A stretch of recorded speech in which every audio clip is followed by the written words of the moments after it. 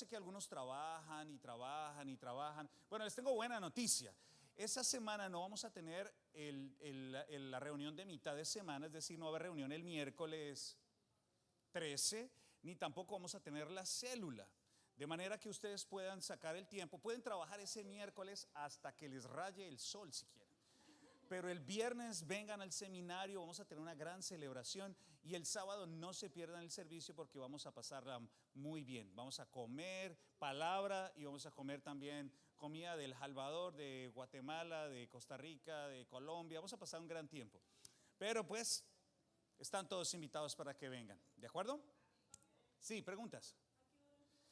El viernes empieza a las 7 en punto. Si alguien tiene deseos de comer antes de la reunión, el seminario va a vender comida allá para el viernes antes. Y antes del servicio, pueden llegar desde las 5. El seminario vamos a tener todo organizado porque a las 5 si alguien quiere llegar a comer. Pero a las 7 vamos a empezar con el servicio. Y el domingo y el sábado a la mañana, si usted va a venir con sus pequeños, recuerden que todos los pequeños mayores de 3 años van a ser cuidados. Vamos a tener al pastor Noel con el perrito y bueno, vamos a tener un equipo grande allá para que estén toda la mañana con los niños. Deben llegar a las 7:45 para que puedan tomar café y entregar sus pequeños. Los pequeños van a tener desayuno, van a tener merienda, van a tener saltarín, van a tener quien les enseñe la palabra. Así que, bueno, ahí está. ¿Alguna otra pregunta a ese respecto? Alguien me preguntó, ya me han preguntado 2 veces, ¿y si solamente quiero ir un día pago? Pues claro, pues la idea es que vaya los 2 días, pero si quiere ir un solo día, pues pague por un solo día, está bien, no hay problema, pero hay que pagar para que, bueno, ¿qué hacemos con ese dinero? Bueno, les voy a contar algo. Ese viernes, después del servicio, vamos a tomar café y vamos a comprar viñez para todo el mundo, todo el que se quiera. Todos están invitados para que se lleven una taza de la conferencia y compartamos un tiempo juntos. Bueno, esos son todos los anuncios. ¿Alguna pregunta a ese respecto o duda? Hermanos líderes de las células, por favor, empiecen a hacerme llegar el dinero para yo devolvérselo a la iglesia, ¿sí? El sábado empieza la conferencia, empieza a las 8 y termina a las 12:15. Vamos a tener varias conferencias y a las 12:15 vamos a tener una celebración de las raíces hispanas, como la que alguna vez tuvimos aquí afuera, desde las 12 del día hasta las 3 de la tarde. Y van a haber juegos para niños, va a ser una celebración bien chévere, a las 12. Esthercita.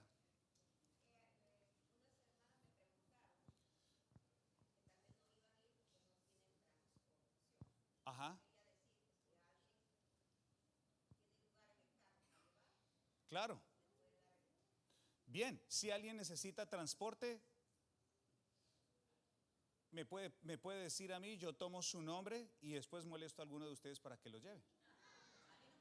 ¿Verdad? No es un problema para los que viven por acá cerca. Algunos tienen carros grandotes, pueden llevarlos. El que tiene una camioneta con pick-up atrás, hay espacio donde sea, no importa. Lo importante es que las lleven, ¿verdad, Esthercita? Bien. Así sean amarradas. Bien. Benjamín tiene una traila también. Voy a hablar con él, voy a hablar con todos los que necesiten. Bien, ¿alguien más tiene una pregunta? Bien, hermanos, por favor. Vamos a disfrutar esa reunión. Bien, esos son todos los anuncios. Ahora le vamos a pedir a todos los niños que se levanten también. Vamos a orar por la ofrenda. Vamos a orar por la ofrenda. Gracias por traer una ofrenda para el Señor. Vamos a orar. Pongámonos de pie un momento y pidámosle al Señor que bendiga la ofrenda. Y si alguien trajo una ofrenda para el Señor, para los necesitados, pues vamos a tomarla. Padre Celestial, damos gracias, Dios mío, porque tú eres bueno y generoso con cada uno de nosotros, Dios mío. Nos has provisto todos los días, nos has dado con abundancia. Hoy oramos para que dispongas nuestros corazones y dispongas el corazón de nuestra comunidad para celebrar con el que celebra, para llorar con el que llora, para sufrir con el que sufre. Ayúdanos, Dios mío, a llevar las cargas unos de otros. Y este domingo, que atestiguaremos, Dios mío, cómo personas dan testimonio de su fe, de la decisión que han tomado en Cristo para siempre. Te pedimos, Padre, por ellos, porque los bendigas, porque bendiga los corazones de los niños y los adultos que están tomando la decisión de seguirte. Ayúdalos, Dios mío, para que estén seguros de lo que están haciendo, Señor, del compromiso que adquieren contigo, de ser cristianos, de cargar con su cruz todos los días, hasta el final de los días, hasta que tú los llames. Bendícelos a ellos, prepáralos y a nosotros ayúdanos a apoyarlos, Señor. Oramos por nuestros pequeños que van a sus clases y por nosotros que vamos a estudiar la palabra. Y también por la ofrenda, Señor, que tomamos cada miércoles para bendecir a aquellos que están en necesidad. Señor, glorifícate en medio nuestro conforme sea tu voluntad. En el nombre de Jesús, amén. Bueno, muy bien. Niños pueden dejar su ofrenda e ir hacia sus clases.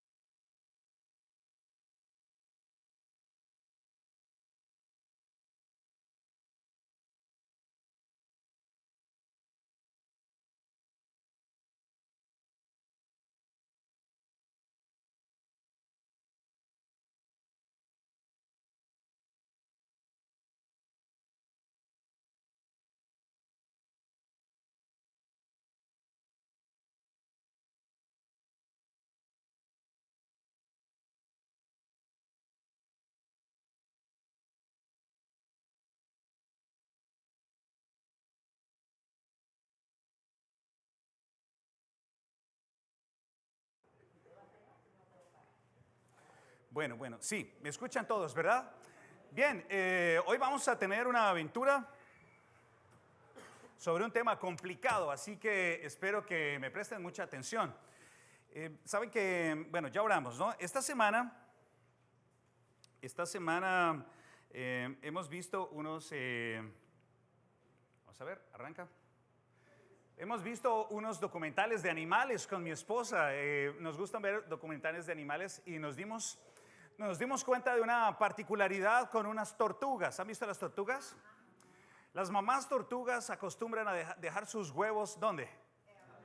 En la playa. Y luego se van a continuar su vida de solteras hasta que vuelven a quedar en embarazo. Yo no sé bueno, algunas personas podrían pensar que son madres solteras irresponsables, pero yo no podría decir eso, tal cosa de las tortugas.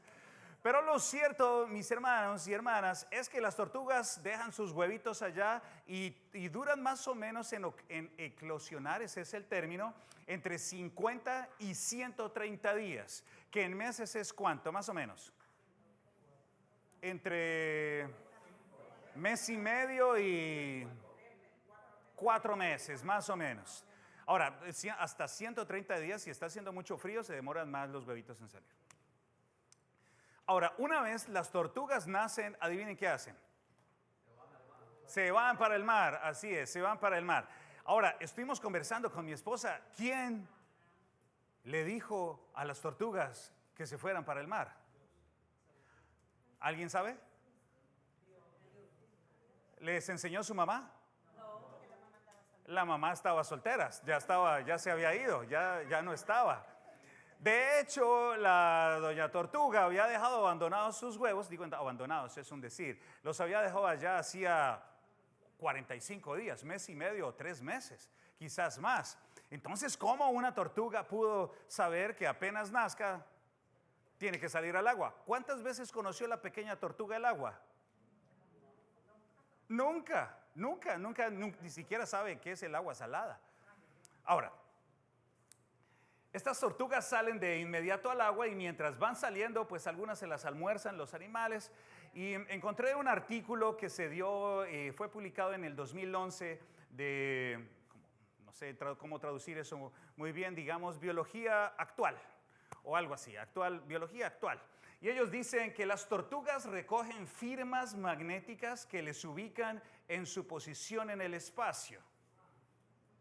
Eso suena muy interesante, ¿no? Digamos que puede ser una explicación racional de lo que pasa. Pero ¿cuándo el huevo recogió firmas de dónde? Se acaba de salir de la arena, del cascarón, ¿cómo va a recoger firmas? Bueno, la verdad es que hay buenos argumentos argumentos que suenan como razonables, pero uno realmente no los puede verificar. Nadie puede verificar porque el único que puede verificar esto es la tortuga. Pero ¿quién va a entrevistar a una tortuga para que le cuente cómo se le ocurrió levantarse y salir volada hacia el mar? ¿Vamos a hablar de tortugas hoy? No, no vamos a hablar de tortugas hoy en absoluto. Esto es una introducción a un hecho que encontramos en las Escrituras. Y es que hay asuntos en la creación que podemos entender claramente. Otros asuntos que no son muy claros y otros asuntos que definitivamente se escapan de nuestra comprensión. En la Biblia la palabra misterio se menciona varias veces refiriéndose particularmente a aquellas cosas que escapan la comprensión del ser humano. ¿Creen ustedes que esto es cierto? ¿Qué cosas sí podemos entender de la creación?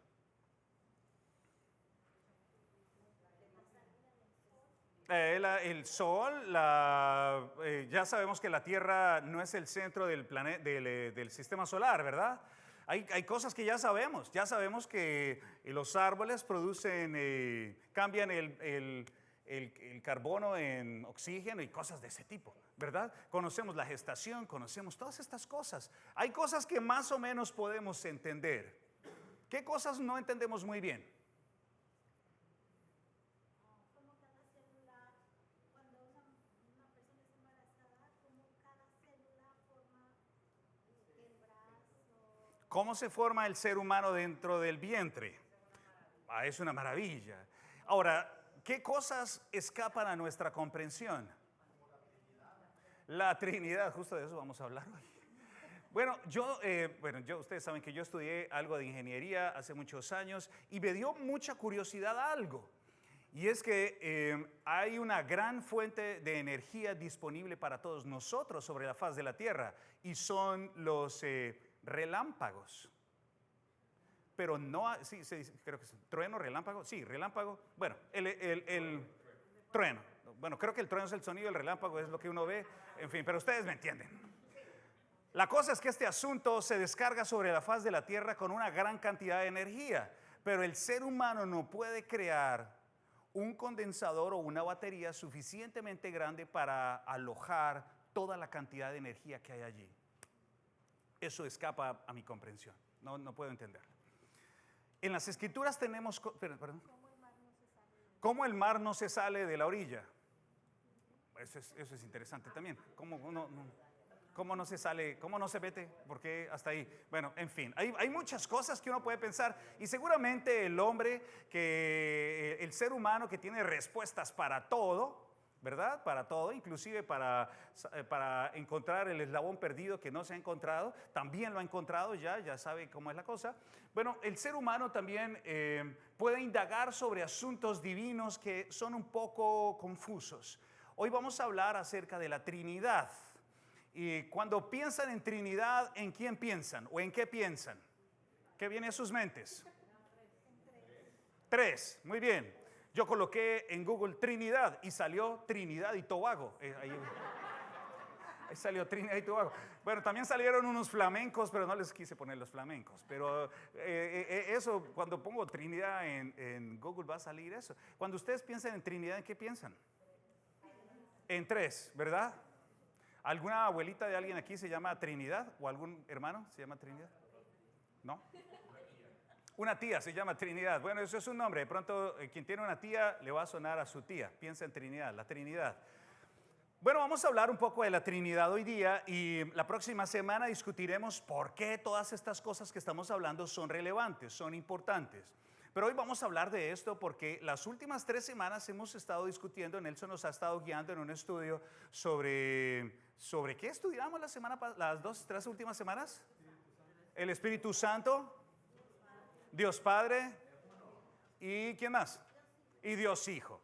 O sea, llegamos a los tres, Dios Padre, Dios Hijo y Dios el Espíritu Santo, ¿verdad? Esto puede ser un poco teológico, pero es relevante y la próxima semana les voy a contar por qué. Pero miren, la Trinidad es una palabra que no está en la Biblia.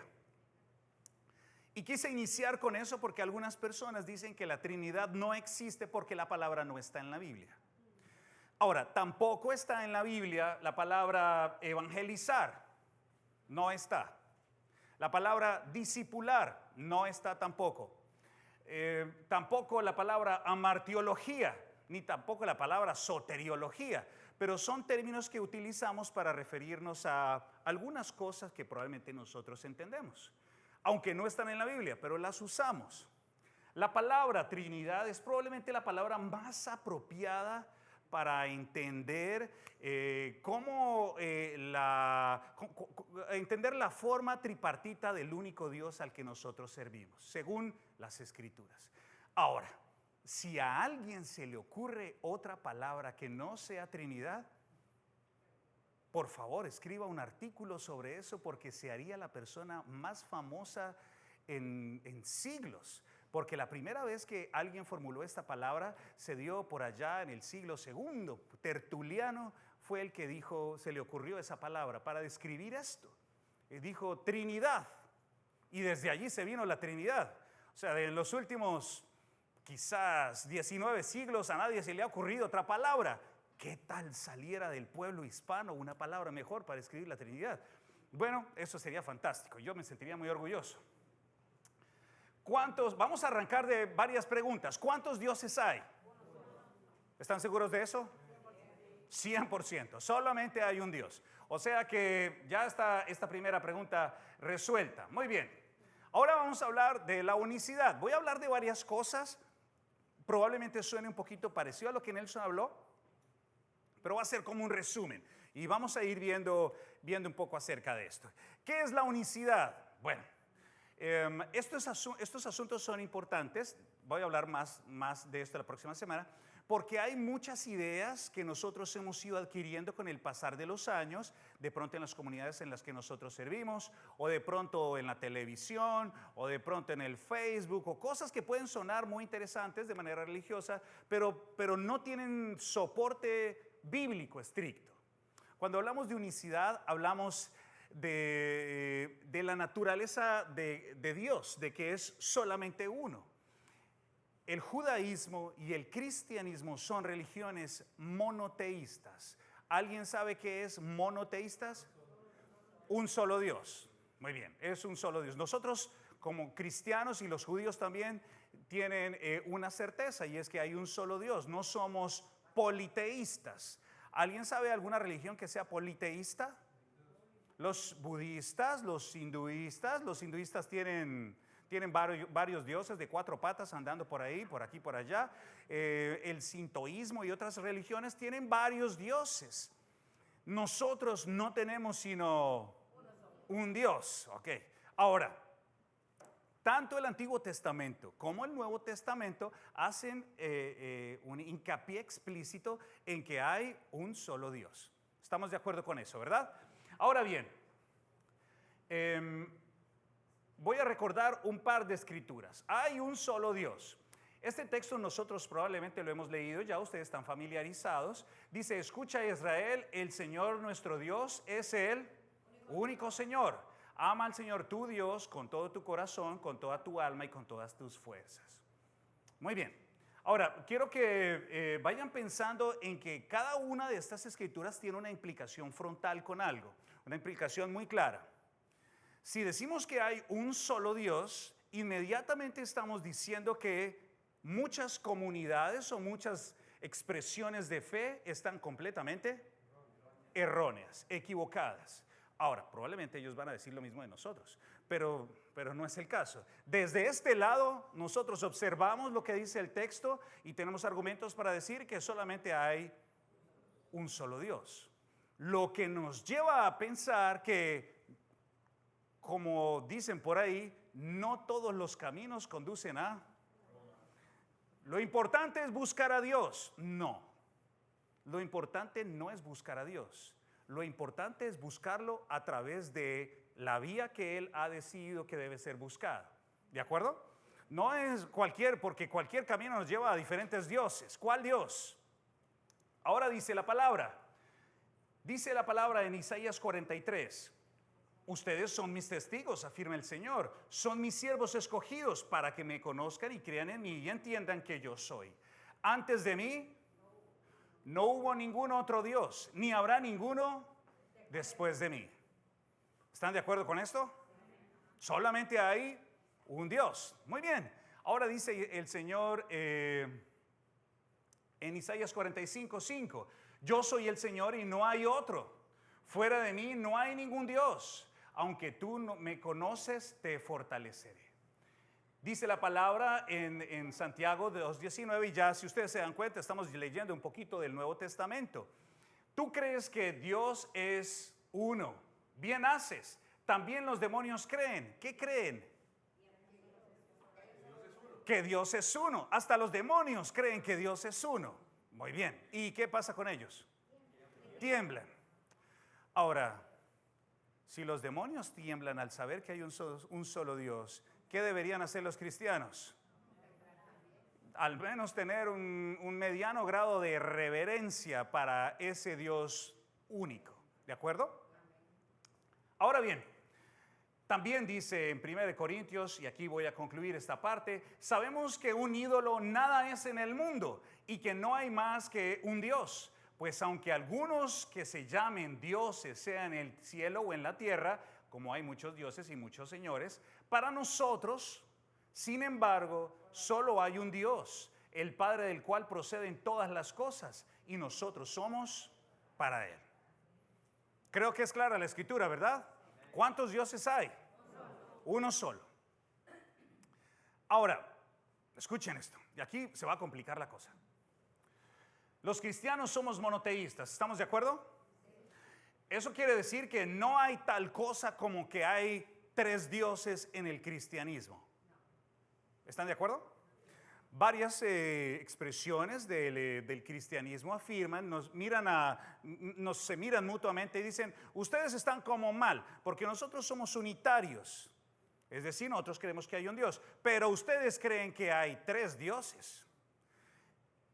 Jesús, Dios, que es un Dios, el Espíritu Santo, que es otro Dios, y Dios el Padre, que es otro Dios. ¿Eso qué significa? ¿Eso está correcto o incorrecto? Incorrecto. ¿Por qué? Porque solamente hay un Dios. Eso nos lleva a una cuestión. ¿Cómo entendemos que las escrituras señalan al Espíritu Santo, a Jesús y al Padre como Dios? Si solamente hay un Dios, ¿cómo entendemos que la Biblia nos diga de que el Espíritu Santo es Dios y Jesús es Dios y el Padre es Dios? Bueno, vamos a buscar en las Escrituras. Ahora, tengo varias opciones para comentarles, a ver ustedes qué piensan. Esta es la primera opción. Un Dios grande y tres dioses pequeños. ¿Qué les parece? No, ¿por qué no? Porque solo hay un solo Dios, pero es este grande. Y aquí hay tres dioses pequeños. No, ¿por qué no? Bueno, sí, hay un Dios, es este. Pero ¿podría yo decir que hay un Dios grande y Dios y el Padre, el Hijo y el Espíritu Santo? ¿Lo podríamos explicar así? Dijo en la creación que el Espíritu se movía sobre las tinieblas y que el Verbo es Jesús. Y Jesús estaba en la creación y que el Padre estaba también. Entonces uno. Bueno, muy bien, vamos por ahí. Piensen por favor, porque de esa manera vamos a resolver mejor la duda. Ahora les tengo otra opción. Opción 2. Un orden jerárquico. El Padre, esta se me escapó. Hay unas fotografías, de pronto alguno de ustedes fue buen católico y le oraba a la Santísima Trinidad. A la Santísima Trinidad era una fotografía que mi viejita ponía, mi tía que me crió, ponía por ahí en una esquinita con un viejito a mano izquierda, con un jovencito a mano derecha y una pequeña palomilla abajo. ¿La vieron? ¿La conocen? ¿A qué me refiero? Bueno, todas esas cosas van formando en nuestra cabeza la idea de de cómo es la Trinidad. En ese orden de ideas, la pequeña palomita parece que es bastante insignificante, porque es una palomita chiquitita. En cambio, los otros dos están grandotes. Entonces podríamos pensar que de pronto la Trinidad la describimos como un orden jerárquico, donde el Padre es el mero mero, el Hijo es el que está en la mitad y el Espíritu Santo está abajo. ¿Qué piensan de esta? ¿Por qué no? Bueno, pero digamos que este es un solo Dios, o la idea de un solo Dios. ¿Por qué no funciona esta? Porque son iguales. Ok, muy bien. Parece que esta tampoco funciona porque estamos pensando que Dios es, y que el Padre, el Hijo y el Espíritu Santo son iguales. Ok. Tengo otra opción todavía más, una más. Opción 3, modos diversos. Y esto lo creen varias comunidades. A veces es Padre, a veces es Hijo, y a veces es Espíritu Santo, y a veces todos a la vez. Esto se llama el modalismo. Dios se presenta a las personas en modos diferentes. ¿Cómo la ven acá? ¿Por qué no? A ver, ¿por qué no? ¿Qué se les ocurre? Sí, Kenneth. Mi papá trabajaba y cuando él se iba, yo decía que yo era el jefe. Pero cuando él volvía, había el jefe que era él. Y cuando Jesús dijo que él es, yo soy, él lo dijo, Jesús lo dijo así como el Padre lo dijo. Él no tenía que esperar que el Padre le dijera que él era, yo soy. Entonces, él tiene la autoridad. Todos, los tres son Dios, pero son uno. Ok. ¿Otra idea? ¿Tiene el mismo poder los tres? ¿Son diferentes o es un Dios que se manifiesta de manera, cambia de máscara o de presentación? ¿Seguro? ¿Dudas? A ver, de pronto alguien lo piensa diferente. Tenemos aquí un teólogo, un erudito. Sí, Ritzy, adelante. ¿Qué? Porque el Señor dice que cuando Él vaya al cielo, Él va a estar a la derecha del Padre. Has apuntado a una escritura muy clara que esta la tira al suelo. Porque no puede ser en modo de padre y en modo de hijo y al mismo tiempo, ¿verdad? No funciona. O sea, este modelo no funciona. Entonces, ¿cómo lo hacemos? ¿Quieres decir algo? No, ok. Entonces, la respuesta es correcta. Ninguna de esas tres nos sirve. Pero vayan pensando porque intentamos articular una respuesta sobre esta situación. Ya tenemos tres opciones y ninguna de las tres pasa. Ok. Vamos a determinar una forma más apropiada, juntos, de acuerdo a los textos. Miren, el Padre es Dios. Mirad las aves del cielo que no siembran ni ciegan, ni recogen en graneros. Vuestro Padre Celestial las alimenta. Si Dios viste así a la hierba del campo que está aquí hoy y mañana se echa al fuego, no habrá mucho más de vestir a ustedes, hombres de poca fe. Esto está en Mateo capítulo 6. ¿Quién es Dios? Sí, el Padre. Ok, tenemos al Padre que es Dios, ¿no? Nelson nos explicó esto hace unos días. El Hijo es Dios. Esto está en Filipenses 2, 5 al 7. Cristo Jesús, lo pongo ahí en brackets porque es de lo que viene hablando en los versículos anteriores, siendo en forma de Dios, no escatimó ser igual a Dios. Eso quiere decir que Jesús era ¿qué? Dios. Jesús era Dios. De hecho, en Juan capítulo 1 dice que en el principio, ¿se acuerdan? ¿En el principio qué? Era el verbo, y el verbo, así es, y Él se encarnó. Ok, muy bien, es decir, que estamos hablando de que es Dios, el Padre, bueno, el Padre es Dios, el Hijo es Dios. Muy bien. En Hebreos 1, del 1 al 3, habla un poco acerca de esto también. Y luego vemos una escritura que Nelson nos mencionó la semana pasada. Y dijo Pedro a Ananías: ¿por qué llenó Satanás de tu corazón para que mintieses al Espíritu Santo y sustrajeses del precio de la heredad, reteniéndola? ¿No se te quedaba a ti vendida? ¿No estaba en tu poder? ¿Por qué pusiste esto en tu corazón? No has mentido a los hombres, sino a Dios. El Espíritu Santo es referido acá como Dios. Ok. Hasta aquí esto es claro, ¿verdad? Entonces, tenemos algo importante aquí. Esta es otra imagen, de acuerdo a estas tres escrituras. Acá está Dios. El Padre es Dios, ¿correcto? El Hijo es Dios. Y el Espíritu Santo es Dios. ¿De acuerdo con eso? Ok. Pero todavía no hemos resuelto el asunto. Ahora nos falta otra cosa. Miren, hasta este punto es claro que la Biblia enseña de que hay un solo Dios y que el Padre y el Hijo y el Espíritu Santo son Dios. No obstante, ahora vamos a ver que el Padre, el Hijo y el Espíritu Santo son diferentes. Son personas distintas. Vamos a averiguarlo, vamos a leerlo en las Escrituras. Y aquí vamos. El Padre no es el Hijo. Esto nos va a ayudar a ir fortaleciendo el argumento en contra de esos tres modelos que les presenté hace un momento. Hijitos míos, estas cosas os escribo para que no pequéis. Y si alguno hubiere pecado, abogado tenemos para ¿con quién? ¿Y ese quién es?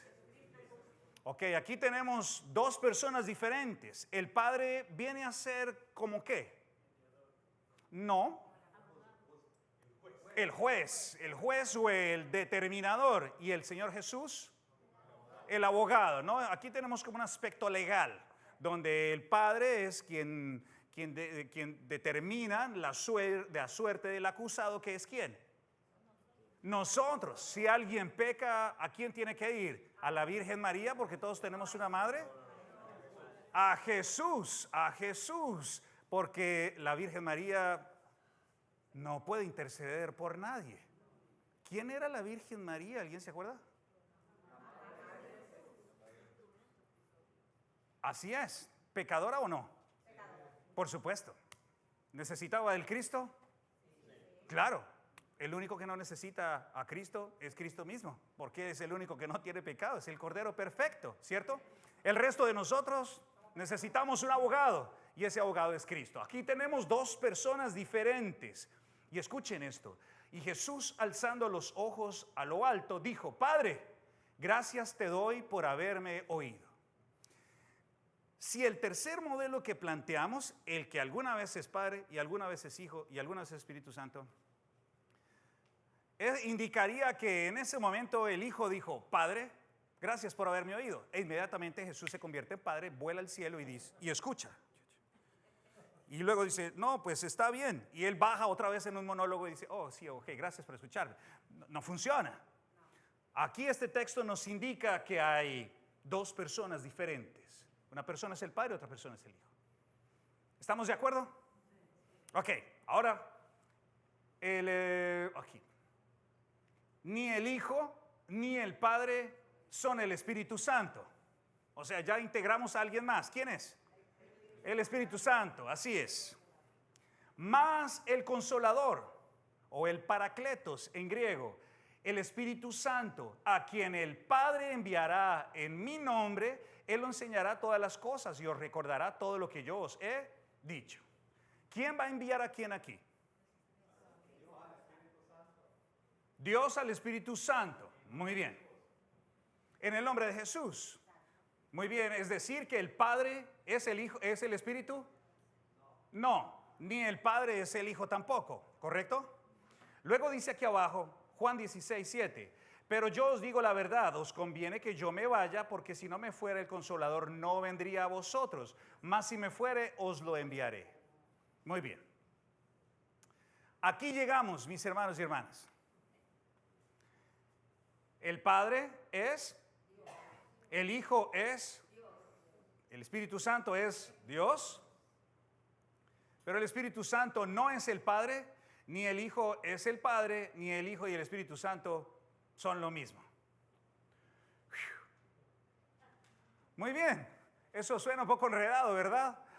Ahora, para nosotros esto puede ser muy extraño porque nosotros nos movemos en tres dimensiones. Nos podemos ver, nos podemos tocar, nos podemos observar, pero no nos podemos integrar de tal manera que seamos uno y seamos tres diferentes. Pero esto es lo que nos muestran las Escrituras. Esto es, amigos, la Trinidad. Y la hemos soportado con algunas escrituras. Podríamos hablar de muchas más escrituras. Ahora bien, vamos al resumen y luego hablamos de algunas implicaciones de esta conversación. Dios es una sustancia en 3 personas. ¿Están de acuerdo con eso? ¿Sí o no? Las 3 personas siempre han sido y siempre serán Dios. ¿Sí? ¿Está bien? Las 3 personas de la Trinidad sirven en diferentes funciones, pero todos trabajan juntos para lograr el propósito singular de Dios. ¿Cuál es el trabajo de Cristo, Jesús? Redentor. ¿Qué más? Abogado. ¿Qué más es Jesús? Salvador. Defensor. Ok, dejémoslo hasta allí. Ya tenemos una idea de la función del Cristo. Ahora hablemos del Espíritu Santo. ¿Qué nos ha enseñado? ¿Qué han aprendido ustedes de qué es la función del Espíritu Santo? Consolador, instructor, guía. Falta algo más. Sí, piensen en Gálatas capítulo 5, por allá del 21 en adelante. Los frutos. Y cuando hablamos de los frutos, ¿hablamos de qué? ¿Y eso qué es en nosotros? Transformación. Transformación. La presencia del Espíritu Santo en la vida del creyente transforma. Tengan eso muy claro. Quien se ha entregado a Cristo, quien ha vuelto su fe a Él, no puede ser el mismo. No puede ser el mismo. Tiene que ser diferente o tiene que empezar un proceso de cambio porque el Espíritu vive en Él. ¿Están de acuerdo conmigo? Es lo que dicen las Escrituras. Ahora, ¿es apropiado orar? Ahora, esto es una pregunta. Pero es una afirmación, pero también es una pregunta. Quiero ver que ustedes qué piensan.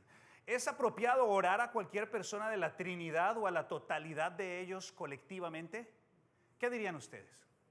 Por ejemplo, en mi país, por allá, mi Colombia, en el sur, hay una iglesia que se llama Oración Fuerte al Espíritu Santo. De pronto la han escuchado por ahí. Oración Fuerte al Espíritu Santo. Y toda la iglesia gira en torno a orar al Espíritu Santo. Yo un día me metí de curioso, salí temprano, iba temprano a la universidad y quedaba en toda una esquina. Y yo dije, me voy a meter aquí, voy a meterme a ver cómo es la cosa acá. Me metí allí y se me acercaron unos brasileños y empezaron a hablarme así, todos. Y dije, bueno, ok, oye, quiero leer la Biblia. ¿Quién me puede enseñar la Biblia? No, nada de Biblia, venga, yo voy a orar por usted. No, yo no quiero que ore por mí, quiero que me enseñe la Biblia. A ver, ustedes qué enseñan. No, venga, vamos a orar. Nada de lectura de la Biblia, lo que querían era zarandearme ahí un poco, ¿no? Sacudirme y ya. Y ya, no, está bien, creo que fue suficiente para mí. Me salí pero esta comunidad lo único que hace es orar al Espíritu Santo. Yo no sé ustedes, pero en mi formación católica inicial por 16 años,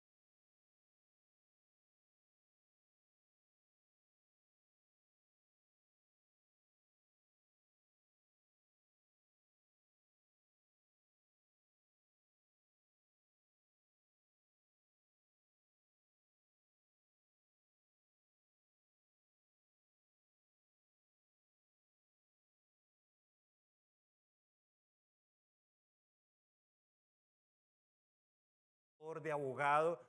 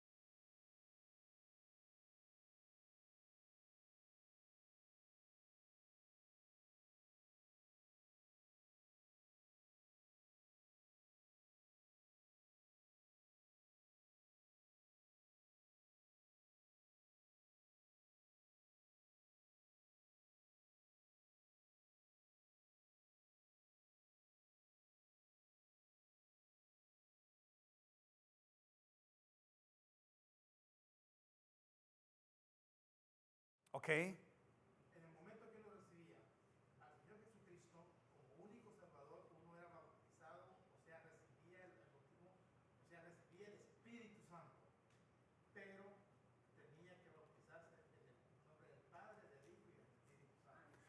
Muy bien. Ahora, estoy, en mi humilde opinión, estoy de acuerdo parcialmente con lo que te enseñaron. ¿Por qué? Sí hay que depositar su fe completamente en Cristo. Lo que no sabemos con 100% certeza es que el Señor le conceda a la persona inmediatamente el Espíritu Santo. No lo sabemos porque no lo vemos. Lo creemos y lo asumimos porque de acuerdo a lo que dice Efesios capítulo 1, tenemos la salvación. El que deposita el que cree en el Evangelio es sellado con el Espíritu Santo. Ahora, pero nosotros no, yo no podría decirle, mira, apenas tú termines de decir amén, pum, ahí cae. No lo puedo decir. Pero sí es cierto, hay una garantía de que quien cree en el Evangelio con todo su corazón, ese es salvo por fe. No por la oración, sino por la fe. Son dos cosas diferentes. Muy bien. Después hablaremos un poco más en detalle de esto, ¿no? Estamos hablando del recibimiento de Cristo genuino. La rendición, sí, la rendición, la fe salvífica. Sí, Kenner. Y en eso yo estoy escuchando lo que dice el hermano. La Biblia dice que somos templo y morada del Espíritu Santo. Ajá. Y si uno hace el acto del bautismo, ya que ya somos, ya lo declaramos porque hicimos el acto, yo creo que la manifestación es inmediata para mí, ¿verdad? Es un buen punto. Ya somos templo del Espíritu Santo. Es cierto. Ahora, se me fue la paloma de lo que te iba a decir. Paloma. No se me fue el Espíritu Santo, me fue la paloma. Se me fue la cosa. Es verdad, es verdad. Bueno, se fue. Ya. Sí. Que no es por la oración, sino por la fe. Entonces, ¿dónde dice que por nuestros labios confesamos que Jesucristo es el Señor y en nuestras palabras Sí. confesamos? Es cierto, Memo. El punto con la oración, lo que tú dices es cierto. Hay que confesar al Señor Jesús como nuestro Señor. A lo que quiero hacer énfasis, Guillermo, es a que la mera expresión de una oración no lo hace a uno cristiano. Me explico. En algún momento les puse este ejemplo. Si alguien se quiere hacer islámico, lo único que tiene que decir es Alá es Dios y Mahoma es su profeta. Y ¡pum! Es musulmán de una vez. Lo que quiere decir que yo me acabo de hacer musulmán. Pero yo no soy musulmán, ni creo en este ni creo en el otro. Ahora, si alguien viene y simplemente dice Jesús es el Señor, yo lo acepto como Señor y Salvador, y ya, y respira esa oración nada más, eso no quiere decir que haya entendido el Evangelio, lo que Cristo hizo por él en la cruz, que limpió sus pecados, ha depositado la fe en ese Salvador y por eso se rinde a él totalmente y va a vivir una vida en completa sujeción a él. ¿Me doy a entender? Ahora, sí. Perdón, quizás logro entender, porque también dice la Biblia que el que confiesa con sus labios que Jesucristo vino en carne y lo declara, entonces ese es mi hijo. Sí. Entonces, sí, estoy de acuerdo que los musulmanes hacen esa declaración, pero quizás a lo mejor ahí para entenderte, a lo mejor no lo hacen con fe o creyendo. Exactamente. La fe es fundamental. La fe es fundamental. Sin fe, por ejemplo, el domingo, si Dios lo permite, vamos a tener la expresión pública de la fe de algunas personas. Desde mi humilde punto de vista, de acuerdo a lo que dicen las Escrituras, estas personas ya depositaron su fe genuinamente en Cristo, ¿verdad? Y por eso se bautizan. Pero muchas personas podrían simplemente entrar al agua y salir al agua sin fe, simplemente porque es domingo de bautismos. Me metí allá y alguien dice, no, pues yo me bauticé hace 3 años. Pero el bautismo no lo salva a uno. ¿Qué lo salva a uno? La fe. La fe en Cristo Jesús. El entendimiento de la fe y por supuesto la confesión. Le digo, Señor, tú eres mi Señor, tú eres mi Salvador, me entrego por completo a ti. Y por supuesto, aquel que tiene esa fe es sellado por el Espíritu Santo y va a apuntar a algo muy importante: una vida santa, una vida pura en consagración a su Señor. E inmediatamente veremos cómo esta persona empieza a cambiar. El Espíritu Santo empieza a transformar cosas en las personas, empieza a depurar lo que nosotros somos. Y allí ustedes pueden leer en Tito capítulo 3. De ahí en adelante, 3:14, si no me falla la memoria, es la declaración más compacta del Evangelio. Fabio, yo tenía una pregunta. Cuando yo me bauticé, Sí, hace hace unos días. yo empecé a ir a la iglesia, Ajá, a Bautista, y entonces para decirte que yo el libro de los himnos, yo prediqué a la Biblia. muy bien. Y entonces yo estaba diciendo, pero ¿dónde está hablando el pastor? Y seguí, y mi hermana se rayó y me dijo, es que estás viendo el seminario. Ok, Pero entonces me fue tanta la presión que me bautizara. Yo no sabía nada ni de Jesucristo ni de sabía lo que me había enseñado mi mamá en la iglesia católica, pero no sabía nada de lo que estoy aprendiendo ahora. Y yo digo que uno para bautizarse uno tiene que saber lo principal, que es la Biblia, lo que nos enseñan aquí. Pero yo no, yo me fui así a ciegas y me metieron a una pilita, una pila grande que por un poquito me ahogo. Y entonces, ¿me entiendes? Entonces de ahí empecé a ir a la iglesia, pero iba y me ausentaba. ok, Pero es bonito que a uno le enseñen lo que uno va a recibir. por supuesto. Eso estamos intentando, Esthercita. Pero yo me bauticé. Pero a veces digo yo creo que yo necesito otro bautismo porque aquí Ok. Después hablamos de otro bautismo, Esthercita. Sí, adelante. Bueno, meditando en esto, yo creo que es hasta cierto modo es un camino, ¿no?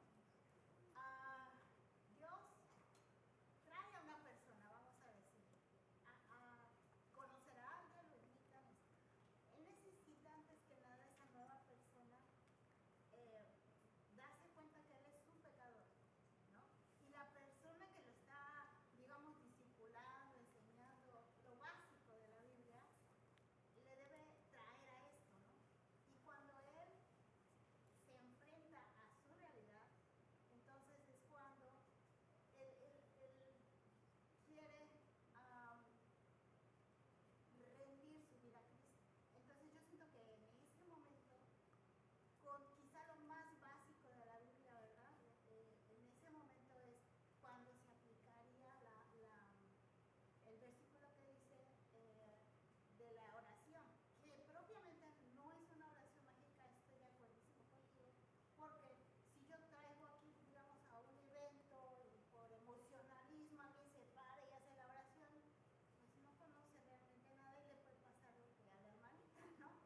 Pero si una persona que ya ha sido confrontada, esa es la palabra, con la palabra de Dios, con lo básico, soy pecador, estoy mal delante de Dios y debo rendir mi vida a Él para perdón de mis pecados y para cambiar, ¿no? Y ahora que Él sea mi dueño, mi Salvador. Entonces yo creo que ahí es donde viene justo, sí, la oración de fe. Por supuesto, estoy completamente de acuerdo. Yo creo así, yo lo creo muy personal, viene el Espíritu Santo a sellarme, a morar en mí y viene completamente la transformación de esa persona. Estoy de acuerdo, Sandra. Es lo que dice la palabra. Sí, yo estoy de acuerdo contigo. Ahora, nosotros vamos a tener otra reunión más adelante para hablar sobre la salvación, sobre el bautismo y sobre las otras cosas que son importantes. Pero este es un pequeño inicio, ¿no? Un pequeño inicio. Ya hablamos de Dios el Padre, Dios el Hijo, Dios el Espíritu Santo. Ahora hablamos e intentamos intentamos resolver un poquito este tema. Este muchacho se le acabó la batería, parece. Déjenme ver si esto se trabó. Oh, ya. Intentamos resolver y armar una idea de más o menos cómo funciona la Trinidad. Quiero terminar con una frase de Billy Graham. Es una frase que él dijo en algún momento durante sus multitudinarias predicaciones. Y es esta: Dios se nos ha revelado de tres maneras: como Padre, como Hijo y como Espíritu Santo. Cada uno tiene una función diferente y sin embargo todos están unidos como un solo Dios. 7 sencillas líneas para resumir todo lo que hemos hablado hoy. Ahora, nosotros con humildad, la próxima semana hablaremos un poquito de preguntas teológicas. Nos intentamos acercar a lo infinito desde lo finito, a la grandeza desde nuestra pequeñez. Intentamos leer a través de las Escrituras el plan maravilloso de un Dios todopoderoso. Es muy posible que muchas cosas no las alcancemos a entender con detalle. Nosotros estamos esforzándonos por estar atados estrictamente a la palabra. Cuando no sepamos o encontremos vacíos, no vamos a intentar llenarlos. Por eso, respondiendo al comentario de Rubén, yo no encuentro testimonio en las Escrituras de que inmediatamente las cosas pasen como 1, 2, 3. Aunque sí vemos que en el libro de los Hechos pasaron así, pero yo no podría decir esto es así como regla general. Lo que sí es cierto es lo que hemos hablado esta noche, lo que está soportado en las Escrituras y el poder de Dios para transformar cualquier vida. Ahora, mis queridos hermanos, son las 8:33. Vamos a terminar dándole gracias a Dios por su bondad y nos vamos a ir para la casa. Si quieren irse para la casa, ¿no? Si se quieren quedar aquí, está bien. Bien, muy bien. Si tienen alguna pregunta.